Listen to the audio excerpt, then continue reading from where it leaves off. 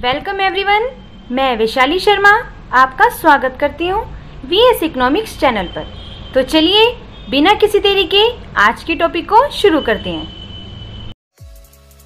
Subscribe करें VS economics channel को और बेल आइकन को प्रेस कीजिए ताकि आपको मेरी आने वाली वीडियोस की नोटिफिकेशन मिल सके।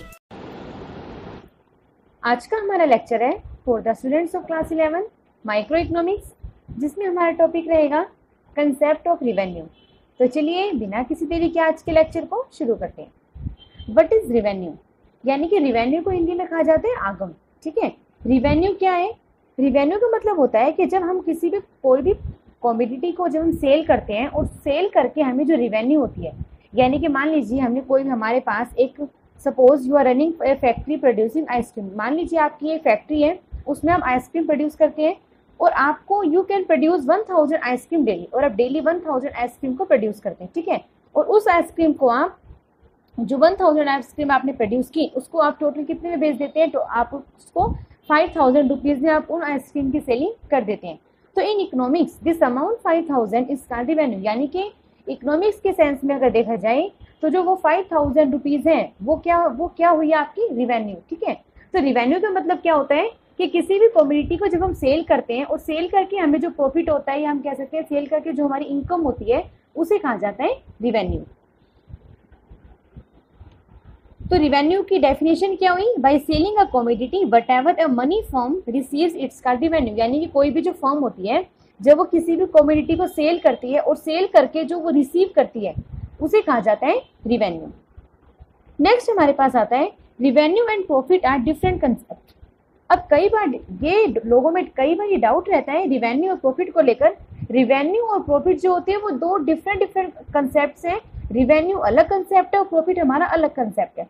जब हम रिवेन्यू की बात करते हैं तो रिवेन्यू का मतलब होता है कॉस्ट प्लस प्रॉफिट। यानी कि जब हमारी किसी भी कमोडिटी को बेचकर या किसी फर्म की जब किसी कमोडिटी को बेचकर जब उसकी रिवेन्यू होती है तो रिवेन्यू का मतलब होता है कि उसमें उसकी कॉस्ट भी इंक्लूड है प्लस प्रॉफिट। यानी कि कॉस्ट प्लस प्रॉफिट उन दोनों को कॉस्ट और प्रॉफिट उन दोनों का जो एडिशन होता है उसे कहा जाता है रिवेन्यू। और प्रॉफिट का मतलब क्या है? प्रॉफिट का मतलब होता है रिवेन्यू माइनस कॉस्ट। यानी कि रिवेन्यू में से जब हम कॉस्ट को माइनस कर देते हैं, मतलब जितनी हमारी रिवेन्यू हुई और जितनी हमारी कॉस्ट लगी, जब हम उन दोनों को माइनस कर देते हैं तो उसे कहा जाता है प्रॉफिट। ठीक है, तो याद रखना है रिवेन्यू और प्रॉफिट जो है वो डिफरेंट कंसेप्ट है। रिवेन्यू का मतलब होता है जब हम कॉस्ट को प्लस करते हैं प्रॉफिट से, और प्रॉफिट का मतलब होता है जब हम रिवेन्यू में से माइनस करते हैं कॉस्ट को। तो इस तरह से रिवेन्यू क्या हुई? जब कोई भी फर्म किसी भी कमोडिटी की सेल करती है, ठीक है, उसके बदले में जो उसको रिवेन्यू होती है, उसके बदले में जो उसे इनकम मिलती है उसे कहा जाता है रिवेन्यू। नेक्स्ट आता है total revenue, marginal revenue and average revenue. तो सबसे पहले हम पढ़ेंगे, यानी कि हमने क्या पढ़ा कि रिवेन्यू के हमारे पास तीन कंसेप्ट आते हैं। First total revenue, marginal revenue and average revenue. अब फर्स्ट हमारे पास आता है टोटल रिवेन्यू। टोटल रिवेन्यू क्या होती है? Total revenue it total money receipt of a firm for the sale of given output. यानी कि जो हमारे पास आउटपुट गिवन है, जब हम उसकी सेल करते हैं, यानी कि जब फर्म के द्वारा किसी भी कमोडिटी की सेल की जाती है तो वो क्या होता है? उसका टोटल रिवेन्यू। टोटल रिवेन्यू को निकालने का फॉर्मूला क्या होता है? Total revenue is equal to average revenue, या फिर इसको हम शॉर्ट फॉर्म में कहते हैं AR, या उसे हम प्राइस भी कह सकते हैं, मल्टीप्लाई में क्यों। यानी कि जितना हमारा प्राइस है उसको मल्टीप्लाई कर देते हैं जब आउटपुट से, तो हमारा क्या निकल आता है? Total revenue. ठीक है, टोटल रिवेन्यू ऐसे निकलेगा कि जितनी हमारे पास प्राइस है, तो हमारे पास जो कमोडिटी दी हुई है उस कमोडिटी की जो प्राइस है, और मल्टीप्लाई में अगर हम किसको कर दे मल्टीप्लाई उसे आउटपुट से, तो वो हमारा हो जाएगा टोटल रिवेन्यू। सेकंड आता है मार्जिनल रिवेन्यू। मार्जिनल रिवेन्यू किसको शो करता है? It is the change in total revenue. Marginal revenue बताता है कि जब टोटल रिवेन्यू में चेंज आता है तो when one more unit of commodity sold, इसका मतलब जब हम एक अतिरिक्त इकाई को बेचते हैं, जब एक अतिरिक्त इकाई का जब हम सेलिंग करते हैं, उसको बेचा जाता है, तो उसे कहा जाता है मार्जिनल रिवेन्यू। मार्जिनल रिवेन्यू का जो हमारे पास फॉर्मूला होता है वो होता है डेल्टा TR डिवाइड में डेल्टा Q। यानी कि change in total revenue, total revenue में कितना चेंज आया और हमारे आउटपुट में कितना चेंज आया, उसे कहा जाता है मार्जिनल रिवेन्यू। नेक्स्ट हमारे पास आता है एवरेज रिवेन्यू। एवरेज रिवेन्यू किसको दिखाता है? Average revenue it is the revenue per unit of output. ये किसको दिखाता है? ये पर यूनिट ऑफ आउटपुट को दिखाता है कि पर यूनिट किसी भी आउटपुट का पर यूनिट क्या है, और it is the same as the price of the commodity. कहते हैं ये किस तरह से होता है? ये किसी कमोडिटी के प्राइस की तरह ये सेम होता है। एवरेज रिवेन्यू को निकालने का हमारे पास फॉर्मूला होता है टीआर, टोटल रिवेन्यू डिवाइड में आउटपुट।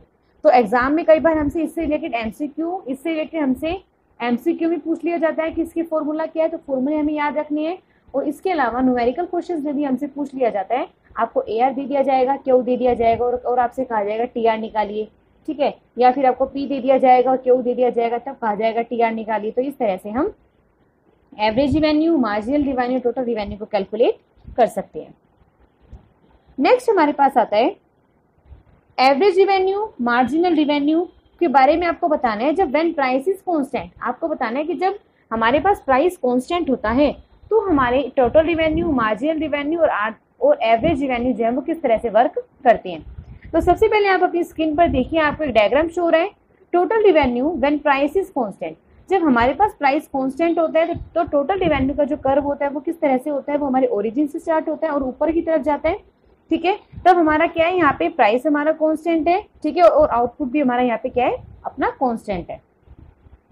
नेक्स्ट आता है estimation of TR through MR when price is constant, यानी कि अब आपको बताना है कि टीआर के एस्टिमेशन में जब हम एमआर को बताते हैं तो हमारा प्राइस किस तरह से कांस्टेंट रहता है। तो अब उसके बाद आप देखिए, आपके पास आपकी स्क्रीन पे डायग्राम शो हो रहा है। ओ एक्सिस पर दिया हुआ है आउटपुट, ओ वाई पर दिया हुआ है आपको रिवेन्यू। अब आपके पास प्राइस कांस्टेंट है। एक बार ध्यान रखना है, जो प्राइस होता है वो हमारा एवरेज रिवेन्यू के इक्वल होता है और एवरेज रिवेन्यू के इक्वल होता है एमआर के, यानी कि P equal A R equal MR. ये किसको दिखाते हैं? आपका ये आपका कांस्टेंट को दिखाता है कि एमआर जो है कांस्टेंट है क्योंकि प्राइस भी कांस्टेंट है, ठीक है। तो पी इक्वल होता है ए आर इक्वल एमआर।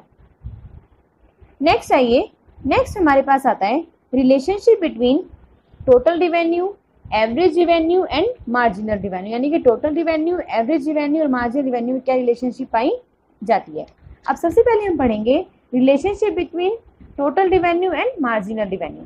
सबसे फर्स्ट पॉइंट देखिए, marginal revenue is the additional revenue when additional output is sold. कहते हैं मार्जिनल रिवेन्यू क्या होता है? ये एडिशनल रिवेन्यू को दिखाता है जब हम एडिशनल किसी भी आउटपुट की जब हम एडिशनल यूनिट को सोल्ड करते हैं, बेचते हैं, ठीक है, तो वो दिखाता है मार्जिनल रिवेन्यू को। कहते हैं सम टोटल और marginal revenue of each output in equal to TR. कहते हैं मार्जिनल रिवेन्यू का जब हम सम कर देते हैं, यानी कि जो हमें मार्जिनल रिवेन्यू दिया हुआ है, जब हम सभी कम्युनिटी के मार्जिनल रिवेन्यू को जब हम ऐड कर देते हैं, ये समीशन का साइन दिखाते हैं उनकी एडिशन को, तो जब हम ऐड कर देते हैं सबको मार्जिनल रिवेन्यू को, तो हमारा क्या निकलता है? Total revenue. उसके बाद हमारे पास आता है टीआर।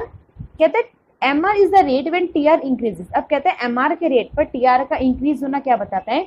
देखो ये फर्स्ट पॉइंट पे हमें कहता है कि जब टीआर हमारा इंक्रीज होता है डिमिनिशिंग रेट से, तो एमआर अपना कैसा होता है? डिमिनिशिंग होता है, ठीक है। जब टीआर अपना इंक्रीज हो रहा है डिमिनिशिंग रेट से, तो एमआर अपना डिमिनिश होगा।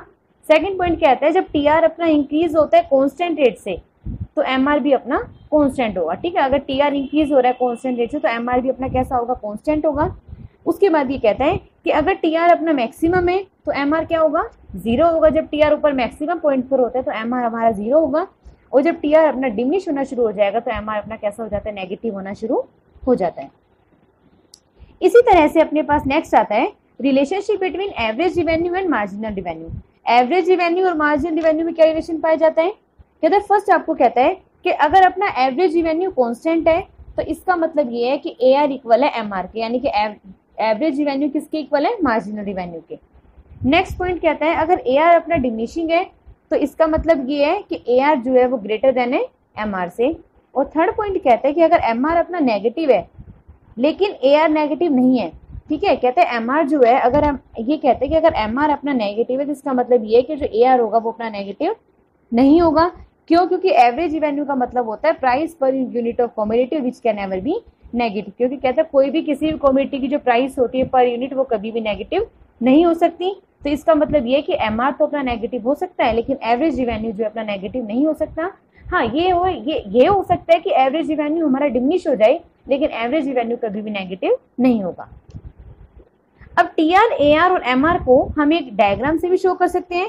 आप अपनी स्क्रीन पर देखिए, आपको एक डायग्राम शो हो रहा है जिसमें आपको सबसे ऊपर जो फर्स्ट डायग्राम है उसमें दे रखा है टोटल रिवेन्यू का कर्व, नीचे दे रखा है आपको मार्जिनल रिवेन्यू और उसके बाद दे रखा है आपको उससे पहले एवरेज रिवेन्यू।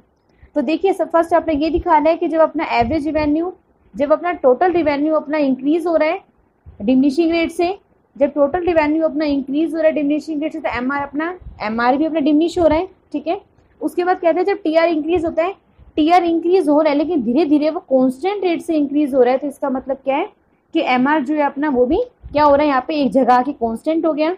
उसके बाद कहता है कि जब टीआर अपना मैक्सिमम है तो अब देखिए एमआर अपना नीचे 0 है। अब उसके बाद जब टीआर अपना डिमिनिश होना शुरू हो जाता है तो इसका मतलब ये है कि एमआर जो है अपना कैसा हो जाता है, एमआर कैसा हो जाता है अपना नेगेटिव हो जाता है। और उसी तरह से आपको एआर और एमआर में भी रिलेशन शो होगा। ये कहता है एआर अपना जब कांस्टेंट है तो एमआर जो होगा एआर के इक्वल होगा। और आप अपनी स्क्रीन पर देखिए कि जो एआर है वो अपना नेगेटिव नहीं है। मैंने आपको बताया था कि एआर कभी भी नेगेटिव नहीं होता, एमआर अपना नेगेटिव है लेकिन एआर जो है वो एक पॉइंट पे आकर रुक जाता है, ठीक है। तो एआर जो होता है वो कभी भी अपना ये कि firm revenue curve in different markets में, कि फर्म का जो रिवेन्यू कर्व होता है वो किस तरह से डिफरेंट मार्केट्स में अपना वर्क करता है। हमारे पास 3 टाइप्स के मार्केट्स पाए जाते हैं, perfect competition, monopoly and monopolistic competition. तो इन 3 मार्केट्स के बारे में हम अपने नेक्स्ट लेक्चर में पढ़ेंगे। तो चलिए मिलते हैं अगले लेक्चर में। Thank you.